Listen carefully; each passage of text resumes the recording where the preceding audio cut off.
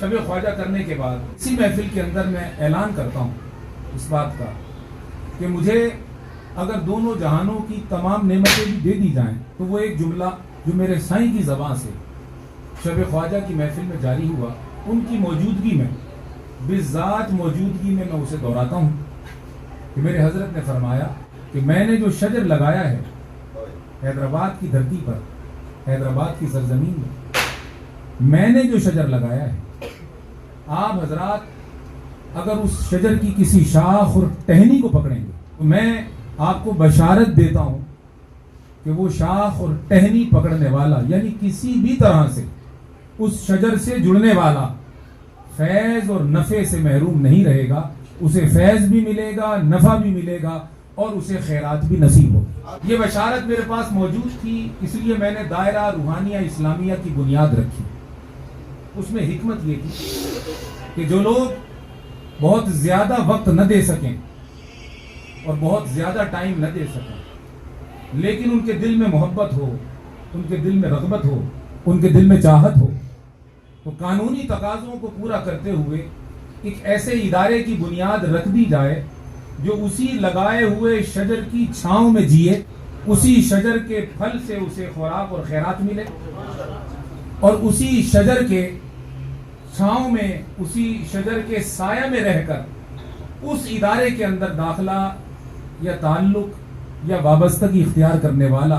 اپنی علمی ضرورت کو بھی پورا کرے، اپنی تربیتی ضرورت کو بھی پورا کرے، اپنی دینی، مذہبی، اخلاقی، روحانی ذمہ داریوں کو بھی پورا کرے اور وہ اس خدمت سے محروم نہ رہے جس کے لیے رب نے فرمایا ان تنصروا اللہ ینصرکم، کہ اگر تم اللہ کی مدد کرو گے کسی بھی حوالے سے، جانی، مالی، اخلاقی، حبی، ذوقی، شوقی، جس اعتبار سے بھی تم اللہ کے دین کی مدد کرو گے تب اللہ تبارک و تعالی بالضرور تمہاری مدد فرمائے گا۔ تو میں آپ پر واضح کرنا چاہتا ہوں کہ دائرہ روحانیہ اسلامیہ کی بنیاد صرف ایک مقصد کے تحت رکھی گئی کہ تعلیمات صوفیہ اور تعلیمات خواجگان کو معاشرے کے اندر فروغ دینے کے لیے ایک ایسا نظام وجود میں لایا جائے کہ اس نظام کے وجود میں آنے کے بعد وہ اخلاقی قدریں جو مر رہی ہیں اور وہ اشغال صوفیہ جو گم ہو رہے ہیں اور وہ فیضان خواجگان جس کی لوگ تلاش کرتے ہیں، ایک ایسا ادارہ وجود میں لایا جائے، ایک ایسا نظم باہمی قائم کیا جائے اور ایک ایسی انجمن کو فروغ دیا جائے کہ جو شخص بھی اس کے ساتھ جڑے اور اس کے ساتھ تعلق قائم کرے تو اس کا تعلق اس ادارے کے ذریعے ہوتا ہوا نہ صرف یہ کہ ادارے سے ہو بلکہ میرے شیخ سے ہو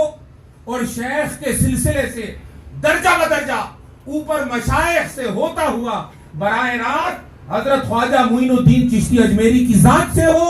اور ان کے واسطہ اور وسیلہ سے مولا کائنات حیدر کرار سے ہو اور حیدر کرار سے ہو کر ذات مصطفیٰ سے ہو اور ذات مصطفیٰ سے ہو کر بالذات خدا سے ہو اور وہ اپنے تعلق بندگی کو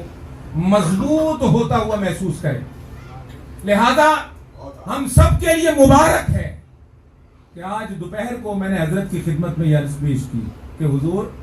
ہمارے دائرے اور ہماری نوکری کو یہ شرف اور اعزاز بخشیں کہ جو شخص بھی اس کی ممبرشپ حاصل کرتا ہے، اس کا رفاقت کا فارم فل کرتا ہے اور ہمارے ساتھ قلبی حبی تعلق کا اظہار کرتا ہے، اسے یہ شرف بخشیں کہ وہ آپ کے سلسلے میں سمجھا جائے، جیے تو خواجگان کی چھاؤں میں جیے، موت آئے تو انہی کی نظر میں ہو اور جب اس کا حشر ہو میدان کے اندر تو خواجگان اس کی سفارش کریں اور کہہ دیں کہ یہ پرایا نہیں ہے، یہ ہمارا ہے۔ میں اس محفل میں دعوت خطاب سے پہلے آپ کو یہ بشارت دیتا ہوں کہ ہماری یہ درخواست قبول ہو گئی اور میرے سائیں نے فرمایا بالکل جو آدمی جس حوالے سے جس طریقے سے بھی ہماری مدد کرے گا، تعلق رکھے گا، ربط قائم کرے گا وہ کبھی محروم نہ ہوگا، وہ کبھی محروم نہ ہوگا۔ تو آج ہمارے لیے یہ خوشی اور بشارت کا موقع ہے کہ ماہ رجب کے اندر اس عظیم کام کی ابتدا ہو رہی ہے، اور شب معراج آنے سے پہلے ہماری معراج ہو گئی۔ اگلی رات معراج کی ہے،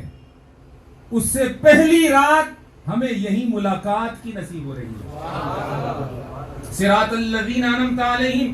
جس پر ہم ساری زندگی بول رہے ہیں، ان لوگوں کی راہ دکھا جن پر تو نے انعام کیا ہے۔ تو یہ محفل، یہ ادارہ، یہ محنت، یہ خطاب، یہ بیان اس شعور کو پیدا کرنے کے لیے ہے کہ رب کا انعام تو بٹ رہا ہے، انعام یافتہ بھی موجود ہیں۔ یہ محفل اور یہ ذکر اور فکر فقط اس خاطر ہے کہ وہ انعام اور انعام یافتہ پہچان میں تو آئے، اور تو کوئی مقصد نہیں۔ انعام موجود ہے، پہچان نہیں، خیرات موجود ہے، پہچان نہیں، اللہ کی مدد موجود ہے، اس مدد کو حاصل کرنے کا شعور نہیں۔ تو دائرہ روحانیہ چاہتا ہے کہ شعور پیدا ہو، یہ نور پیدا ہو، یہ ذوق پیدا ہو، یہ شوق پیدا ہو کہ تو جہاں ہو، جس جگہ ہو، جہاں موجود ہو، جہاں کھڑا ہو، اپنے آپ کو بے آسرا اور بے سہارا نہ سمجھے۔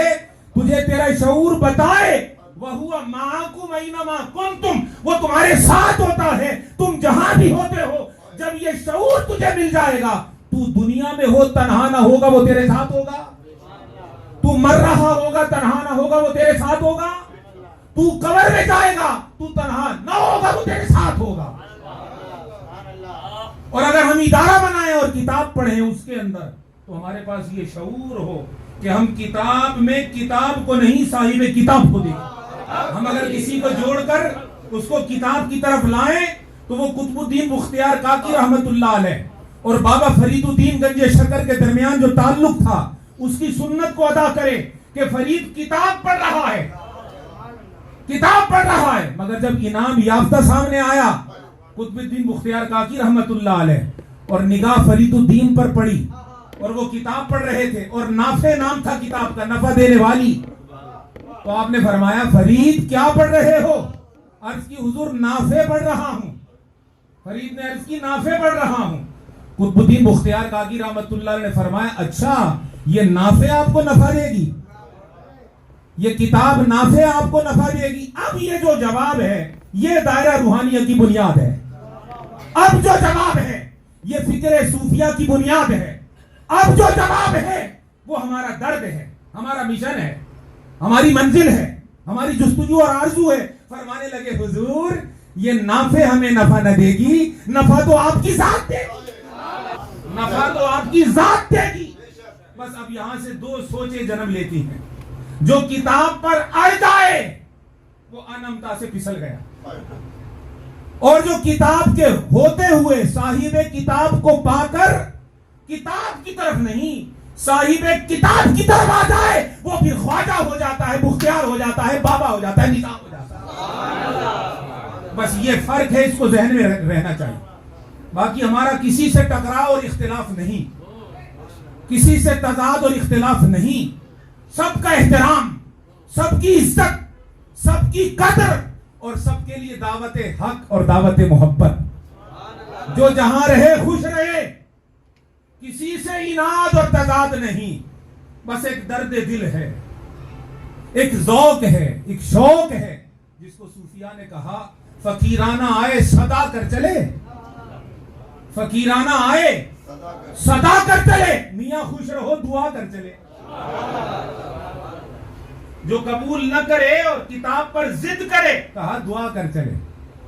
جو قبول نہ کرے اور اپنی بات پر ڈٹا رہے، دعا کر چلے۔ جو اپنی راہ پر اڑا رہے، امیر خسرو نے فرمایا،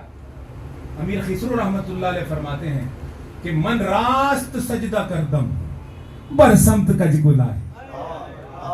انہوں نے اپنا مسلک اور مشرب پیش کر دیا کہ جو جہاں ہے جیسا بھی ہے، ہمیں کسی سے جھگڑا نہیں، اپنا مسلک اور مشرب یہ ہے کہ جہاں یہ ترچھی ٹوپی والا دکھتا ہے، ہمارا سجدہ تو اسی کی طرف ہوتا ہے، اسی کی سمت پر ہوتا ہے، اسی کی طرف ہوتا ہے۔ لہذا میرے ساتھیوں، میرے دوستوں مشکلات بھی آئیں گی, پریشانیاں بھی آئیں گی, ابھی جو آئیں کم آئیں, آگے زیادہ آئیں گی, زیادہ مشکلات ہوں گی, لیکن اگر اپنی فکر, مشن, مقصد اور تعلق کو سمجھ کر اس پر ڈٹے رہے تو جو مشکل بھیجتا ہے وہ آسانی بھی بھیجتا ہے. اور اس نے کہہ رکھا ہے ان مع العسر یسرا فإن مع العسر یسرا, تکرار کر کے بات کی, کہا ہر تنگی کے بعد آسانی ہے. بے شک ہر تنگی کے بعد, ہر تنگی کے بعد آسانی ہے. تو آسانی کا وعدہ ہے. معلوم ہوا تنگی دائمی نہ ہوگی, دائمی آسانی ہوگی. تو تنگی کا آنا بتا رہا ہے کہ اب آئی آسانی. تو ہمارے لیے آسانی ہے, آپ کے لیے آسانی ہے, بس محبت سلامت رہنی چاہیے. میرا درد دل فقط یہ ہے محبت سلامت ہو, جذبے سلامت رہیں, عشق کا بھانبڑ اندر مچے اور خواب غفلت سے وہ بیدار ہو, اور اللہ کے نام کی ضرب لگا کر باطن کو یوں پاک کرے کہ اس کی پاکی ہر طرف پھیل جائے. اپنے باطن کو یوں صاف کرے کہ اس کے اندر کی صفائی خوشبو بن کر پھیل جائے. وہ اور ہیں جو زبان سے تبلیغ کرتے ہیں, کامل تبلیغ تو وہ ہے جو سرکار کی اس تبلیغ کا نمونہ ہوتی ہے جس میں 40 سال زبان بند رہتی ہے مگر وجود بول رہا ہوتا ہے. اور وہ جو وجود بولتا ہے اس وجود کو دیکھ کر کافر بھی کہتا ہے امین بھی ہے, صادق بھی ہے. جو کافر تھے مکے کے, ایسا اثر ہوا اس تبلیغ کا کہ کفر میں رہتے ہوئے کہنے لگے امانت بھی ہے, صادق بھی ہے اور امین بھی ہے, صادق بھی ہے اور امین بھی ہے. تو صادق سے صدیق ہے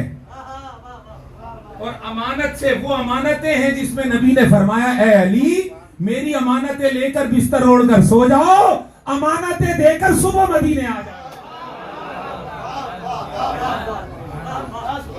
معلوم ہوا کہ دیکھنے والوں کو وجود محمدی میں پہلے صداقت دکھی,